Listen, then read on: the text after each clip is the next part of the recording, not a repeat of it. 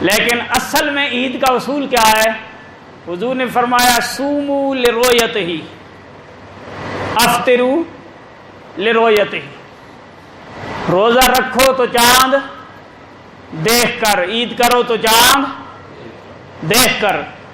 Calendar بے شک بتاتے رہے ہیں بھائی 29 روزے ہیں، ہو سکتے ہیں 29 ہو جائیں، لیکن یہ رؤیت مانوی ہے، یہ رؤیت بصری نہیں ہے۔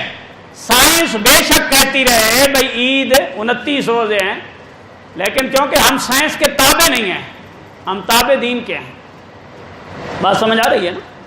ہم سائنس کے تابع نہیں ہیں، ہم دین کے تابع ہیں، اور دین کہتا ہے کہ صوموا لرؤیتہ، چاند نظر آئے تو روزہ رکھو، چاند نظر آئے تو عید کرو۔ تو چاند نظر آیا تو روزہ رکھا گیا، اب چاند نظر آئے گا تو عید کی جائے گی۔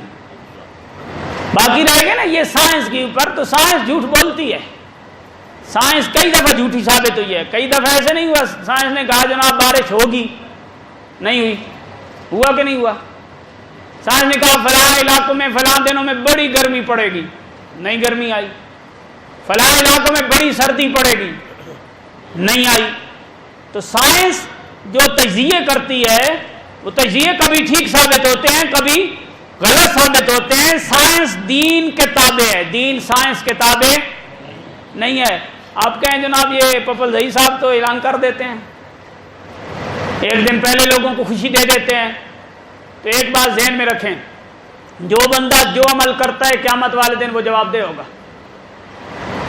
جو بندہ جو بھی عمل کرتا ہے وہ قیامت والے دن جواب دہ ہوگا۔ اگر ایک بندہ ایک دن پہلے روزہ رکھوا دیتا ہے یا ایک دن پہلے عید کروا دیتا ہے، تو قیامت والے دن رب کے بارگاہ میں جب اس کو لایا جائے گا تو اس دن پپل زئی کو پتہ چلے گا بھائی میں کیا گل کھلاتا رہا ہوں۔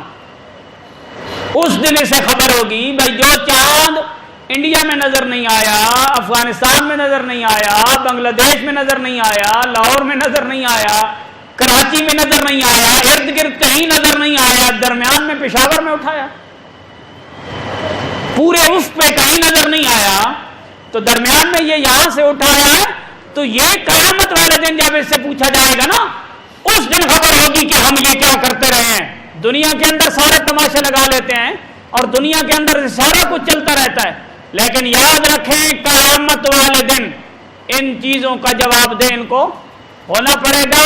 عید اسی دن ہوگی جس دن چاند نظر آئے گا، اور جب نظر آئے گا تو ہر ایک کو ہی نظر آئے گا، صرف ایک دو بندوں کو نظر نہیں آئے گا۔ یہ ڈرامے بازی انشاءاللہ ختم ہو جائے گی، اور قیامت والے دن جب یہ معاملات پیش ہوں گے، کیوں 10 محرم بھی ایک دن، 12 ربیع الاول بھی ایک دن، 27 رجب بھی ایک دن، 15 شعبان بھی ایک دن، پورا سال سارے دن قوم کے اکٹھے ہوتے ہیں، صرف روزے اور عید الفطر پہ آ کے تماشا بنا دیا جاتا ہے۔